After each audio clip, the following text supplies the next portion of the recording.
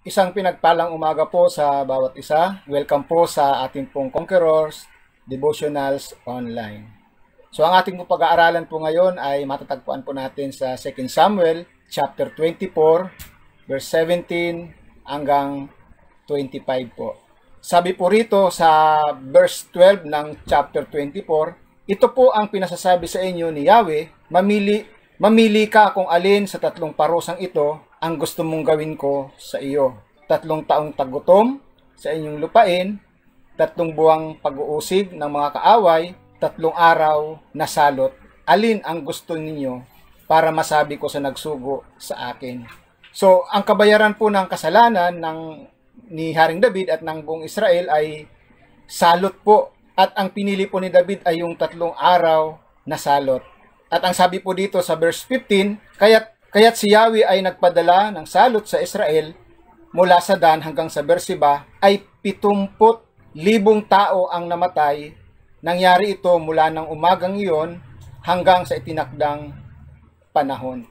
So, tingnan po natin yung naging response po dito ng bansang Israel sa pangunguna po ni Haring David.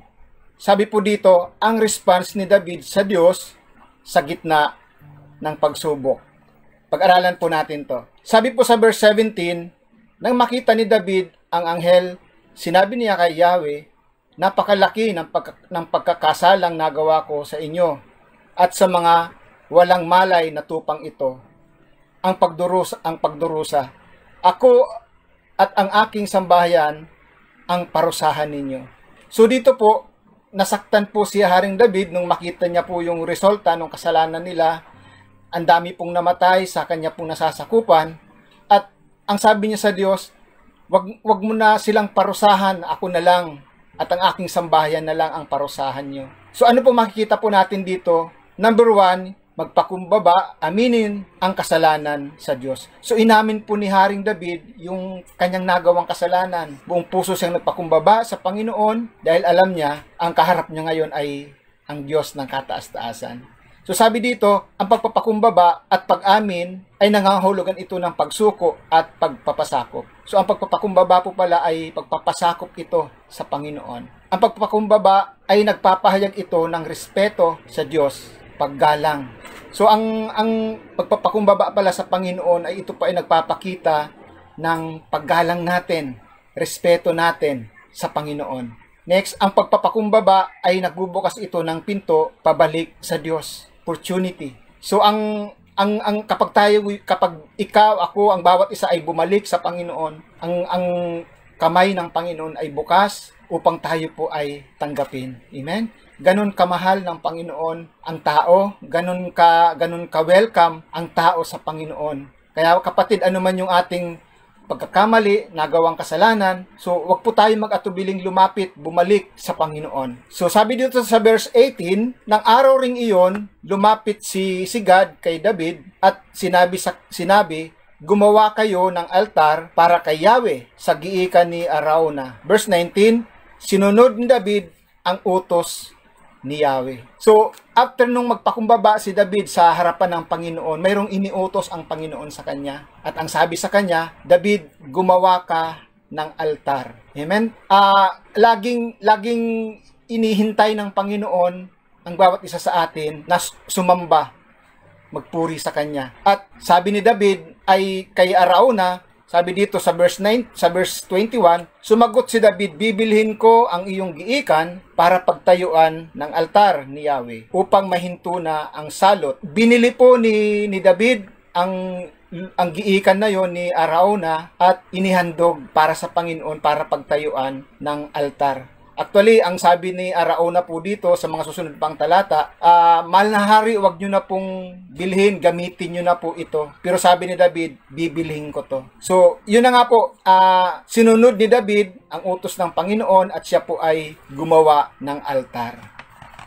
Number 2, gumawa ka ng altar para sa Diyos. Sabi po dito, ang altar ay ginawa ng mga Israelita sa utos ni Yahweh upang sambahin ang Diyos. So, ang altar pala ay ginawa ng mga Israelita sa utos ng Panginoon para doon nila sambahin ang Diyos na buhay. Amen? So ganun ka-importante, ganun kahalaga yung altar sa harapan po ng Panginoon. At sabi dito, ang altar ay personal na pagtawag ng Diyos sa tao. Ang altar ay pagbabalik sa tao sa pagsamba sa Diyos. Ang altar ay tagpuan ng Diyos at ng tao. Praise the Lord. So dito kinakatagpo ng Panginoon ang tao sa altar. So nung panahon na yon, kay Abraham pa lang, kung makikita natin sa Genesis pa lang, so may inuutos na po ang Panginoon na gumawa ng altar, at ito po ay ginagawa ni David hanggang sa mga sumunod na henerasyon. So ginagawa po ito ng mga Israelita, sinasamba nila ang Panginoon sa altar na yon. Amen? So number 2 po ay gumawa ka ng altar para sa Diyos. Amen? Next, sa verse 24 po, ang sabi po dito, ngunit sinabi ng hari, hindi maaari babayaran kita, sapagkat hindi ako maghahandog kay Yahweh ng walang halaga sa akin. Kaya't binayaran ni David ang giikang iyon at ang toro sa halagang 50 pirasong pilak. So binayaran po ni David yung pong giikan na yon na pinagtayuan ng altar. Sabi dito sa verse 25, gumawa nga siya ng altar at nagdala roon ng handog na susunugin at handog na pangkapayapaan. Pinakinggan ni Yahweh ang panalangin ni David para sa bansa at tumigil na nga ang salot sa Israel. Amen? So makita po natin dito, naghandog po si David sa Panginoon. So kasi ang ano ng mga Israelita, pag sila po ay gumawa ng altar, after nilang magsumamba sa Panginoon, kasunod po noon ay yung paghahandog sa Panginoon. Ano ba yung mga inahandog nila? Yung mga hayop po ito, pangkapayapaan, pambayad sa kasalanan, para sa pagkakaisa. So ang dami pong inahandog ang mga Israelita po nung panahon pong ito. Sa karamdaman, naghahandog din po sila. So after nilang gumawa ng altar, kasunod po noon ay naghahandog po sila. So number 3, maghandog ka para sa Diyos. Amen? Sabi dito, hindi lamang sumamba si David, ibinigay niya ang the best niyang handog para sa Diyos. Amen? Bakit ba natin karapat-dapat handugan ang Diyos? Dahil siya po ang Diyos na karapat-dapat tumanggap ng handog mula sa iyo, mula sa akin. Amen. So wala na pong question po yun. Kapag tayo po ay sasamba sa Panginoon, kasunod po noon ay yung maghahandog tayo sa Panginoon. Ang dami po natin pwedeng ihandog, lalong-lalo na po yung ating pong pagsunod, yung ating pong mismong sarili. Maihandog po natin ito sa Panginoon. Ako po'y naniniwala kung bakit ganun na lang yung kahalaga na maghandog si David sa Diyos, dahil alam ko na ako'y naniniwala na yung una niyang inihandog yung kanyang sarili, kaya ganun na lang siya. Ganun niya kamahal ang Panginoon, ganun niya talaga ibinigay yung the best niyang handog para po sa Panginoon. Amen. Tayo din po, pwede tayo maghandog po sa Panginoon. Maaring sa ating pong kinabukasan, di ba? Pwede tayong maghandog sa Panginoon. Kapatid, pwede tayong gamitin ng Panginoon, maghandog tayo para sa pamilya natin. Maghandog tayo para sa karir natin, para sa future natin. Amen? Kung kabataan ka man, nag-aaral ka, maghandog ka sa Panginoon. Gawin mong maglingkod sa Panginoon. Dahil siya ang nagsabi, siya ang nakakaalam ng ating pong kinabukasan. Mayroon siyang inilaan na magandang plano para po sa atin. Ngayon, kung hindi ka maghahandog sa Panginoon, naniniwala po ako, hindi mo matatanggap po iyon, sapagkat sa Diyos mo lang yun matatagpuan. Ngayon, kung hindi ka maglilingkod sa Panginoon, paano mo matatagpuan yung inahanap mo? Ganun din po sa atin, ama ng tahanan, ina ng tahanan, o sino man tayo, may problema man, may pagsubok. So sana po hindi po tayo mapigilan ng mga problema, pagsubok. Dahil po tayo po ay mga conquerors, mga mananagumpay. Amen?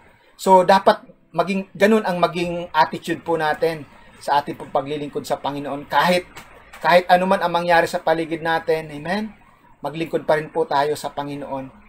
Sabi po dito, bilang pangtapos ko po, ay bigyan natin ang Diyos ng dahilan na tayo ay karapat-dapat sa pagpapala niya. Kapatid, maglingkod tayo sa Panginoon. Yan po yung dahilan natin. Yung maglingkod tayo sa Panginoon. At ang Diyos po ay nangako, amen, na pagpapalain niya po tayo. Maglingkod po tayo sa Panginoon. Hallelujah.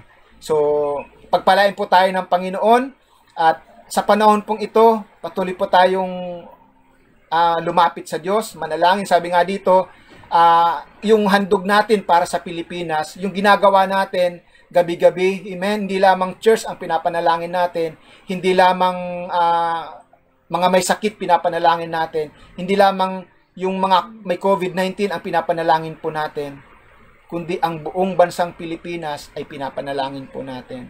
Sapagkat naniniwala po tayo sa kamay ng Panginoon, amen, mayroong magagawa na maganda sa Pilipinas. Amen. Kaya maging ano tayo, maging tagapamagitan po tayo. Amen. Sa ating pong bansa. Hallelujah. Sige, manalangin po tayo. Dakilang Ama, maraming pong salamat, O Diyos, sa napakagandang umagang ito, Panginoon. Pinagpala mo, O Diyos, ang aming pong araw na to, sa aming pong pakikinig. At alam ko po, O Diyos, na mayroong kang inilaan, Panginoon, na pagpapala sa bawat isa po sa amin, Panginoon. Lord, humingi din po kami ng tawad kung kami po ay nagkamali sa mga nakaraan. Lord, nakalimot kami, mga bagay, Panginoon, na mabuti hindi namin nagawa. Lord, lumalapit po kami sa iyo sa oras pong ito. Sumasamba kami, Panginoon, sa iyo sa oras pong ito, sa altar, Panginoon. At Lord, naghahandog po kami sa iyo ng papuri at pagsamba, Panginoon, sa oras pong ito, Lord God. Maraming pong salamat. Tinataas ko rin po sa iyo, Panginoon. Maaring may mga pagsubok ngayon, may problema, may sakit karamdaman, Panginoon. Lord, ang kagalingan, ang aking pong dalangin sa bawat isa po sa kanila, Panginoon. In the name of Jesus, Lord. Lord, sino man makakapakinig po ng pangangaral na to, Panginoon, Lord, pagpalain mo ang bawat isa, O Diyos. Tugunin mo ang bawat panalangin ng bawat isa, Panginoon, in the name of Jesus. Lord, maraming pong salamat, O Diyos, sa oras pong ito, at patuloy, Panginoon, na tinataas namin sa iyo ang aming pong minamahal na bansa, Panginoon. Lord, marami pong salamat sapagkat ang aming Diyos na pinaglilingkuran ay Diyos na makapangyarihan, Panginoon. Lord, dalangin namin, matapos na, Panginoon, sa pangalan ni Jesus, ang pandemic na to, Panginoon, sa bansang Pilipinas at sa buong mundo, Panginoon.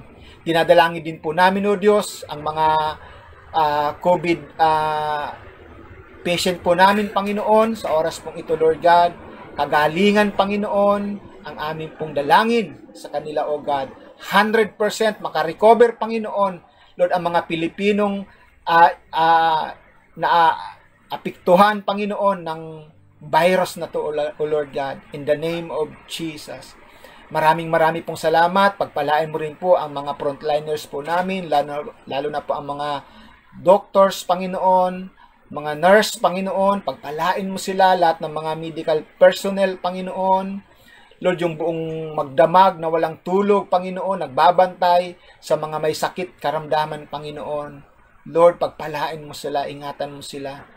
Maraming pong salamat. At ang aming Pangulo, pagpalain mo, O Diyos, ingatan mo siya, gabayan mo siya, Panginoon, palakasin mo siya, O Diyos, at bigyan mo siya ng tapang, Panginoon, Lord, na pangunahan ang bansang Pilipinas kahit maraming bumabatikos po sa Kanya, Panginoon, sa pangalan ni Jesus. At higit sa lahat, Lord God, Lord, makakilala po ang Pangulo po namin sa inyo po, O Lord. Maraming pong salamat. Pagpalain mo rin po lahat ng mga government official, lahat ng aming mga senador, mga kongresista, Panginoon, at lahat ng mga LGUs, Panginoon. Lord, pagpalain mo mga mayors, Lord God, mga city councilor, Panginoon, Lord, mga barangay captains, Panginoon, Lord, mga barangay tanod, Lord God, na silang nagro-ronda, Panginoon, Lord, sa buong magdamag, Panginoon, buong maghapon, Lord, pagpalain mo sila, ingatan mo sila, makakilala sila sa inyo, Panginoon. Lord, maraming pong salamat at tinataas po namin sa iyo ang kabangyaman ng aming pong bansang Pilipinas, Lord God. Pagpalain mo po ito. Pagpalain mo ito, Lord God. Maraming pong salamat, Lord God, sapat ang katagumpayan, Panginoon, ay inaangkin po namin, O Diyos, sa oras pong ito, sa makapangyarihang pangalan ng aming Panginoong Hesus. Lord, ito po ang aming dalangin sa iyo, na may papuri at pasasalamat po sa pangalan ng aming Panginoong Jesucristo. Amen. Amen and amen. So maraming pong salamat sa umaga pong ito at salamat po sa inyo pong pagsama po sa atin lahat at pagpalain po tayo ng Panginoon sa buong maghapon pong ito. God bless you po. God bless you po.